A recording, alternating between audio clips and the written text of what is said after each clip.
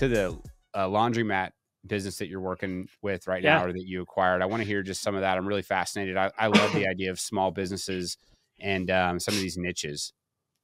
Yeah. So this has kind of been a long deal. So Max, we like years ago, this little town that we live in has a laundromat. It's in this building. It's two tenants. And I mean, this was years and years ago. I went down there and like washed a couple comforters in one of the big machines just because our laundry machine wasn't big enough. And I remember back then I was like, it would be really fun to like own a laundromat. And this was before there's been all this hype around these passive income type businesses. And so it's been on my mind for years now. Like, man, that would be really cool. If that building ever came for sale, I'd be interested in it. Well, kind of back to August when I was newly unemployed, I was going down to a coffee shop in downtown in the little town I'm in. And I was driving up the street one day and just looked over and there was a for sale sign in the window of that laundromat. And I'm like, no way. Like, what are the odds? So I reached out to a real estate friend of mine and asked if she could get information on it. And sure enough, it had been for sale since like January. So it'd been sitting on the market for 8 months at that point. And it was the building for sale or the business for sale? So it was the building, but the business is included. And that was what was really interesting to me was as I started to peel back the financials, it was like, oh, the business is good, but the rent roll supports the building. So it got to be this really great thing where you could buy the building and have the rent roll. And then you just had this like cherry on top with the laundromat business. And so I went through this process. Other businesses in the building, or is it just the laundromat? So it's a 2-tenant building. So there's one other tenant. The laundry is one tenant, and then there's another tenant. It's a little bit, it's like 60-40 on the size of the spaces for the overall building.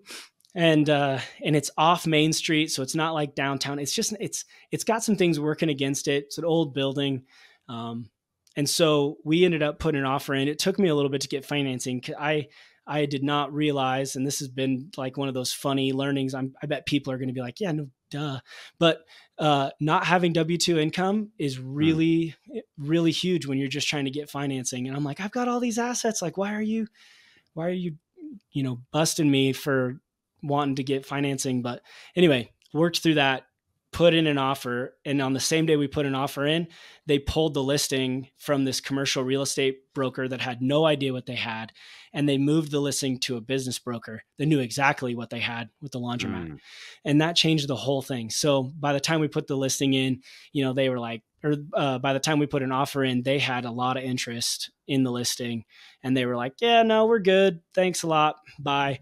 And I thought that was the end of it. I spent a couple weeks in Kenya, came back in like late October and reached out and I just said, hey guys, what's the status? How are you guys doing? They said, oh, we're under contract. And I said, cool, good luck. Let me know if anything changes. And so that was late October. And in early December, they reached out to me and they said, hey, we've had multiple deals fall through because they can't get financing because the interest rates. Are you still interested? And I was like, oh, yes, I am.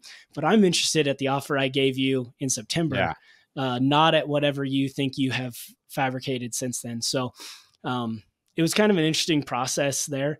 But we were able to go through pretty quickly, got the financing lined up again and closed on it on the 3rd of February. So we're not even a month into it. A deal is never closed until it's closed. It's never dead until it's dead. Right. I mean, it's like, that's a great story of like hanging around the rim.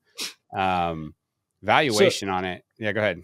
Oh, I got to say too, the time thing. I see this all the time on Twitter and it's so true, but it's like, people are always like, just send the LOI, time kills deals, all of that. And so true, because by the time I actually got financing put together and actually put an offer in, I had spent too much time and I missed that opportunity. If I would have gotten that offer done even just 3 days sooner before they delisted from that commercial real estate broker, I think it would have been a done deal.